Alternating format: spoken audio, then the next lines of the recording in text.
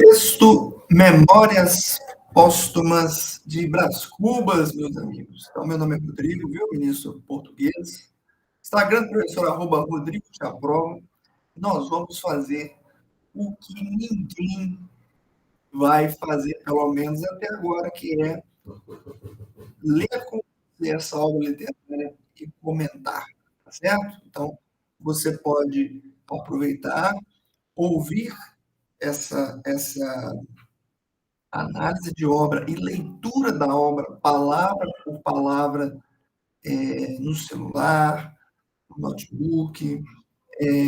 Fique à vontade, esse material é para você e você vai chegar tão preparado que são 5 em 5 para você, tá certo? As questões de literatura a gente garante.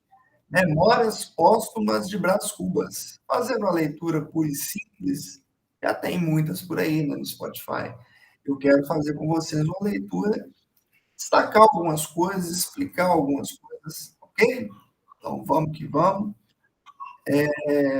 Deixa eu ir para o nosso texto, Memórias Póstumas de Brás Cubas, pegar uma canetinha aqui para a gente poder destacar algumas coisas. Legal, legal, legal, legal, legal. Então, esse é o nosso texto de Machado de Assis, publicado originalmente em 1880. Há uma certa controvérsia em relação a essa data. Alguns dizem que é 1881. O fato é que esse texto é um marco do realismo no Brasil. O estilo de época realista começa a partir da publicação de Memórias Póstumas de Brás Cubas. Aqui, meus amigos, nós temos a dedicatória ao verme que primeiro roeu as frias carnes do meu cadáver. Dedico como saudosa lembrança estas memórias póstumas. Póstumas passadas, ok? Memórias já transcorridas. E como é um texto de memórias, você já pode entender uma coisa. Vamos ter, então, um texto pautado pelo tempo psicológico, porque é o tempo da lembrança. E a lembrança, meus amigos, tem a ordem da própria lembrança, né? Aquilo que você se lembra primeiro aparece, não necessariamente uma ordem cronológica. Aqui a gente tem um prólogo, que é uma introdução, que não é o que Machado de Assis escreveu, e aí fala sobre algumas influências, né? E a gente vai direto para o primeiro capítulo, Óbito do Autor. Algum tempo hesitei se devia abrir estas memórias pelo princípio ou pelo fim, isto é, se pôr em primeiro lugar meu nascimento ou a minha morte.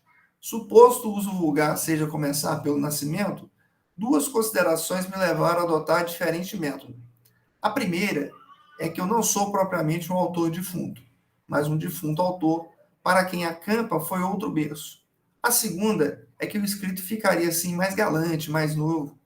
Moisés, que também contou a sua morte, não a pôs no introito, mas no cabo. Quer dizer, o Moisés não colocou a morte dele no início, mas sim no fim. Diferença radical entre este livro e o Pentateuco, que é a história de Moisés. Aí você já tem uma intertextualidade com a história do Moisés, numa comparação de estrutura. Ele vai dizer para você, olha, diferente do que todo mundo faz, inclusive Moisés, eu escrevi o meu texto começando pela minha morte. Essa é uma das grandes diferenças. Vale a pena lembrar que ele se intitula como não o autor defunto, mas sim um defunto autor. Ou seja, ele não é um autor que está morto, mas sim um defunto que escreve, um defunto autor, um morto que escreve. Dito isto, expirei, ou seja, morri às 2h de uma sexta-feira do mês de agosto de 1869, na minha bela chácara do Catumbi.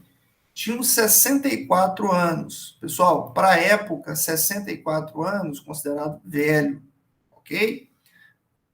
Bem velho. Rijos e prósperos. Era solteiro, possuía cerca de 300 contos e fui acompanhado ao cemitério por 11 amigos. 11 amigos. Verdade é que não houve cartas nem anúncios. Pessoal, só uma ressalva. Quando ele coloca esse 11 amigos, um ponto de exclamação aqui, ele está te dizendo apenas 11 amigos. Ele está te dizendo que porcaria de ser humano que eu fui, que só consegui coletar 11 pessoas. Tá certo? Ele está sendo profundamente irônico com a própria morte.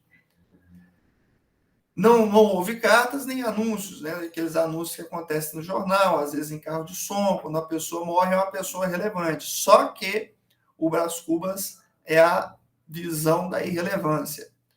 Acresce que chovia, peneirava uma chuvinha miúda, triste e tão triste, que levou um daqueles fiéis de última hora a intercalar esta engenhosa ideia, de novo ironia, de engenhosa não teve nada, no discurso que proferiu à beira da minha cova. Vós que o conhecestes, meus senhores, vós podeis dizer comigo que a natureza parece estar chorando a perda irreparável de um dos mais belos caracteres que tem honrado a humanidade.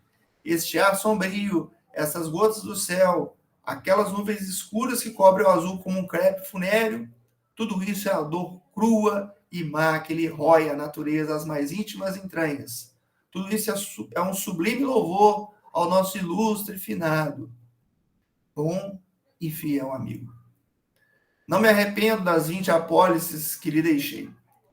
E foi aí, pessoal, quando você tem o bom e fiel amigo, você pensa, poxa, que legal. Aí depois você percebe o seguinte, esse cara recebeu 20 apólices. Ou seja, essa amizade é uma amizade um tanto quanto por interesse, né? Uma amizade comprada. Como temos, ao longo de toda a história, essa questão das relações humanas sendo exclusivamente por interesse. Foi assim que cheguei à cláusula dos meus dias. Foi assim que me encaminhei para o Discovery Country de Hamlet. É o país desconhecido de Hamlet. Hamlet é um texto de William Shakespeare. Então, é romântico, William Shakespeare. Então, você tem aí uma intertextualidade com o texto do Hamlet.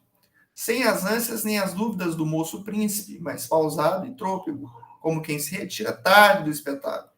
Tarde e aborrecido. Viram-me ir umas 9 ou 10 pessoas, entre elas 3 senhoras. Minha irmã Sabina, casada com o Cotrim, a filha, um lírio do vale, e tenham paciência. Daqui a pouco lhes direi quem era a terceira senhora. Opa! Pausa dramática aqui, ó. Diálogo direto com o leitor. Isso se chama interlocução. Contentem-se de saber que essa anônima, ainda que não parenta, padeceu mais do que as parentas. É verdade, padeceu mais, sofreu mais. Não digo que se carpisse, não digo que se deixasse rolar pelo chão convulso, ou seja, não fez escândalo. Nem o meu óbito era coisa altamente dramática. Um solteirão que expira aos 64 anos não parece que reúna em si todos os elementos de uma tragédia. E dado que sim, o que menos convia a essa anônima era aparentá-lo. De pé, à cabeceira da convinha, à cabeceira da cama, com os olhos estúpidos, a boca entreaberta, a triste senhora mal podia crer na minha extinção. Morto, morto, dizia consigo. Então, aquela mulher que a gente vai descobrir mais à frente, que é a Virgília, o grande amor da vida de Brás Cubas, estava ali sem acreditar naquela morte. E a imaginação dela, como as cegonhas que um ilustre viajante viu desferirem o voo desde o Ilício às ribas africanas, sem embargo das ruínas e dos templos. A imaginação dessa senhora também voou por sobre os destroços presentes até as ribas de uma África juvenil. Deixá-la ir. Lá iremos mais tarde.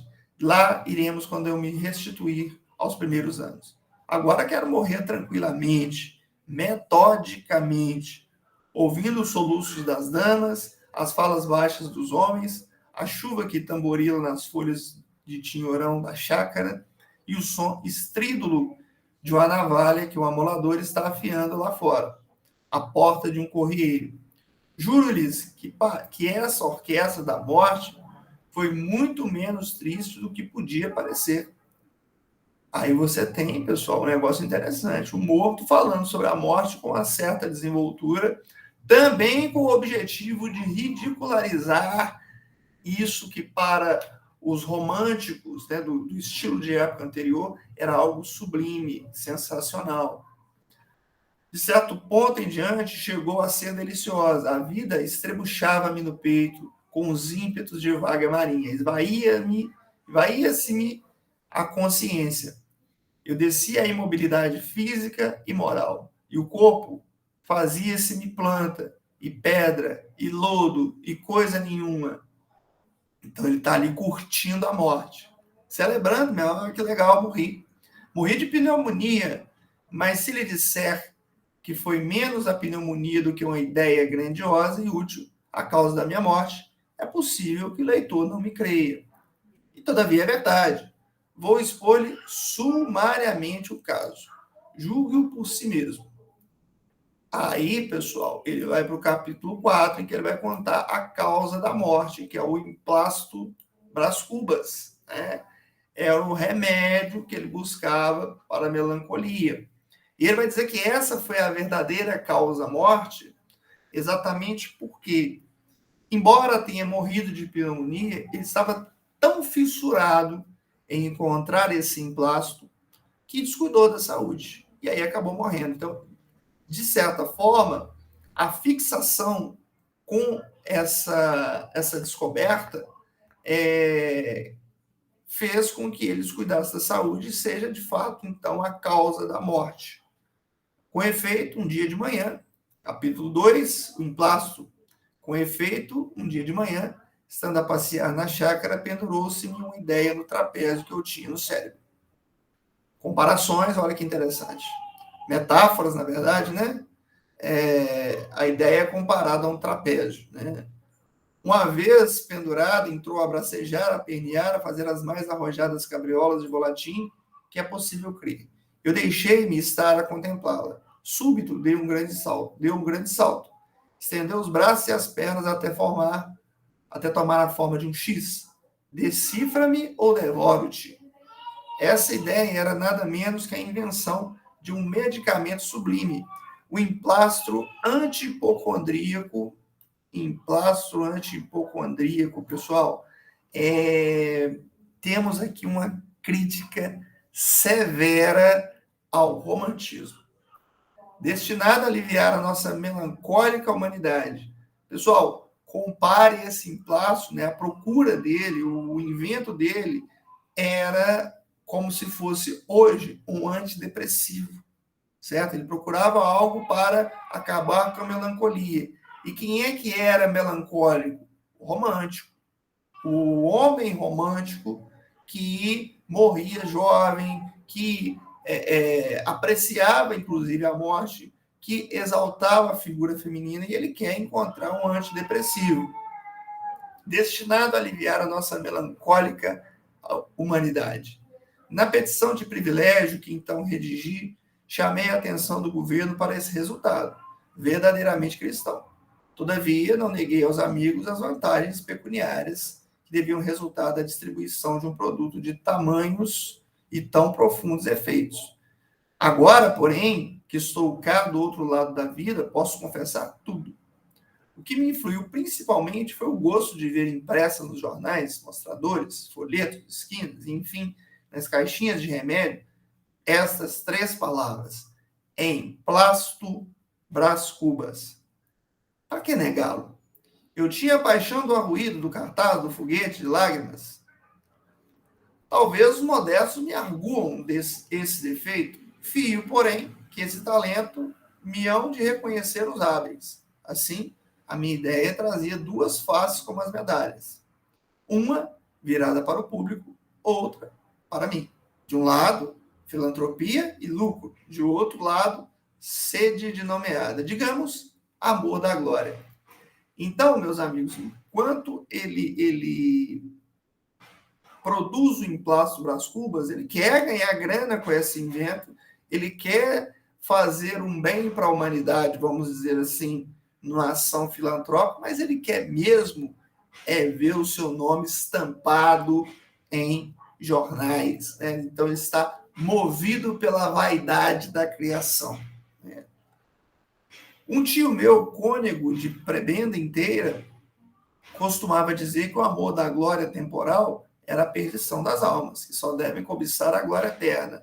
Ao que retorquia outro tio, oficial de um dos antigos terços da infantaria, que o amor da glória era a coisa mais verdadeiramente humana que há no homem, e, conseguintemente, a sua mais genuína feição.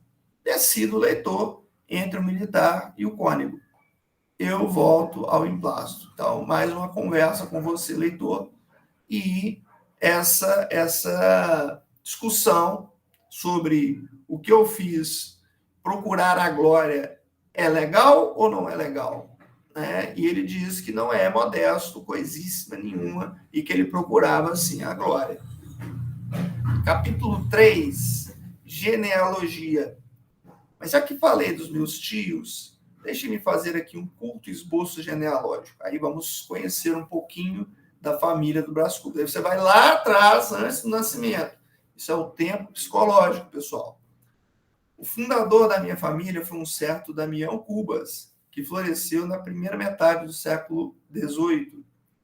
Era tanoeiro de ofício, natural do Rio de Janeiro, onde teria morrido na penúria e na obscuridade, se somente exercesse a tanoaria. Mas não. Fez-se lavrador, plantou, colheu, permutou o seu produto por boas e honradas patacas, por dinheiro, até que morreu, deixando grosso cabedal, deixando patrimônio a um filho licenciado, Luiz Cubas. Neste rapaz é que verdadeiramente começa a série de meus avós. Dos avós que a minha família sempre confessou, porque o Damião Cubas era, afinal de contas, um tanoeiro, e talvez mal tanoeiro.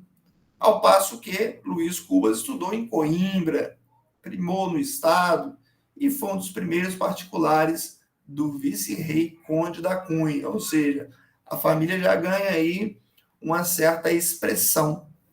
Como este apelido de Cubas lhe cheirasse excessivamente a tonoaria, a produção de Cubas, alegava meu pai, bisneto de Damião, que o dito apelido fora dado a um cavaleiro, herói nas jornadas da África, um prêmio da façanha que praticou, arrebatando 300 cubas aos mouros.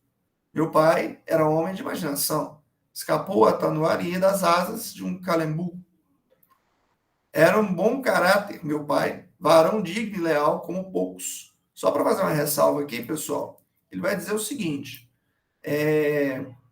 o pai dele não quis explicar de fato a origem do nome Cubas, que vem da tanoaria, a produção de cubas, porque ele ficou com vergonha disso. Então ele inventou essa história de que houve a jornada na África e tomaram para si cubas dos mouros, mas é tudo mentira para não reconhecer a sua origem humilde. Tinha, é verdade, uns fumos de pacholice, mas quem não é um pouco pachola nesse mundo? Aí o que seria isso, pessoal? Seria um pouco ingênuo, nessa ingenuidade, talvez alguma coisa de querer parecer algo que de fato não é, ok? Revela notar que ele não recorreu à inventiva, senão depois de experimentar a falsificação. Primeiramente, entrocou-se na família daquele meu famoso homônimo, o capitão Mor Brás Cubas, que fundou a vila de São Vicente, onde morreu em 1592. E por esse motivo é que me deu o nome de Brás. Aí você volta no primeiro ancestral, é o tempo psicológico. Opôs-se-lhe, porém, a família do capitão Mor, e foi então que ele imaginou as 300 cubas moriscas. Vivem ainda alguns membros da minha família. Minha sobrinha, Venância, por exemplo, o lírio do vale, que é a flor das damas do seu tempo. Vive o pai, o Cotrim, um sujeito que... Mas não antecipemos o sucesso. Acabemos de uma vez com o nosso emplasto. Bom, então, pessoal, a gente tem nos 3 primeiros capítulos a morte do Brás Cubas, o comentário sobre o que de fato o levou a querer o emplasto Brás Cubas, que ele queria a glória, e um pouquinho da árvore genealógica, né, do Brás Cubas, contada na ordem que vem a lembrança. Lembre-se, são um livro de memórias. A gente para por aqui e volta daqui a pouco com os próximos capítulos. Grande abraço, boa leitura para nós.